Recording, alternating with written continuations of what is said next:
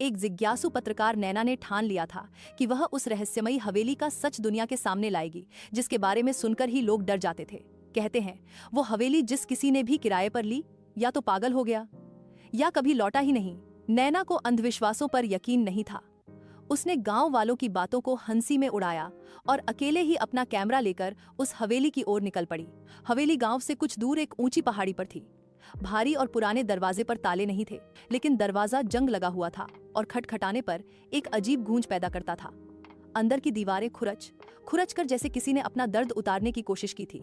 फर्श पर जले हुए मोमबत्तियों के टुकड़े, टूटी हुई खिड़कियां और फटे पुराने पर्दे हवा में हल्के से कांप रहे थे। नैना ने कैमरा ऑन किया और व्लॉग रिकॉर्ड करना शुरू किया।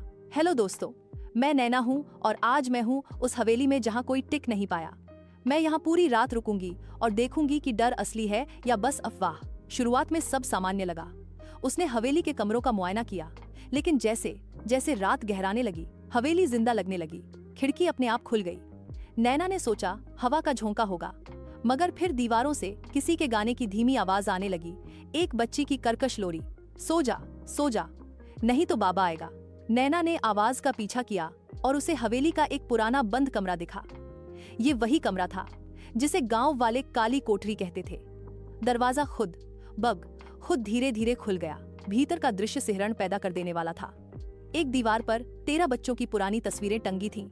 हर तस्वीर पर लाल रंग से क्रॉस का निशान। बीच में एक बड़ी सी गुड़िया रखी थी जिसके दोनों हाथ जले हुए थे और आंखें फटी की फटी। उसके सामने एक पुरानी डायरी रखी थी। नैना ने डायरी पढ़नी शुरू की। उसमें हवेली के पहले मालिक का इकबालिया बयान था। मैंने 13 मासूम आत्माओं को इस हवेली में बांध दिया है। जब तक 14वां किराएदार अपना खून नहीं देगा, इनकी आत्माएं मुक्त नहीं होंगी। नैना की सांसें तेज हो गईं। तभी गुड़िया अपने आप नैना की तरफ घूम गई और उसकी आंखों से खून बहने लगा। बिजली चली गई, कैमरा झपकने लगा। तभी नैना के सिर पर किसी ने जोर से वार किया और वो बेहोश हो गई। जब नैना को होश आया, वह हवेली के बेसमेंट में थी। चारों ओर अंधेरा, सीलन और बच्चों की हंसी। दीवारों से खून बह रहा था। अचानक हर तस्वीर में से एक एक आत्मा बाहर निकलने लगी। एक बच्चा बिना आंखों के, एक लड़की जिसकी गर्दन मुड़ी हुई थी, एक लड़का जिसके हाथ में कोई चमकदार औजार था।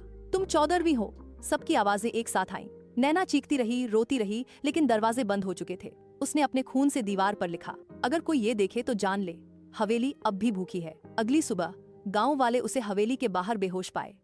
उसके कैमरे में जो रिकॉर्ड था वो किसी डरावनी फिल्म से कम नहीं था। नैना ने अपने चैनल पर वह वीडियो अपलोड किया। लाखों व्यूज आए।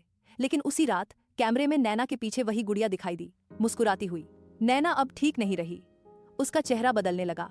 उसकी आवाज बच्चों जैसी हो गई। डॉक्टर बोले यह सिजोफ्रेनिया है, लेकिन उसकी आंखों में 13 बच्चों की आत्माएं झलक रही थीं। गांव वालों ने हवेली को ढा दिया, लेकिन कहते हैं जब चांद पूरा होता है, हवेली की जगह पर एक झरना बहने लगता है। उसमें खून की हल्की सी गंध होती है। और उस रात नैना एक बार फिर कहीं चली गई, शायद किसी और किराएदार की तलाश में।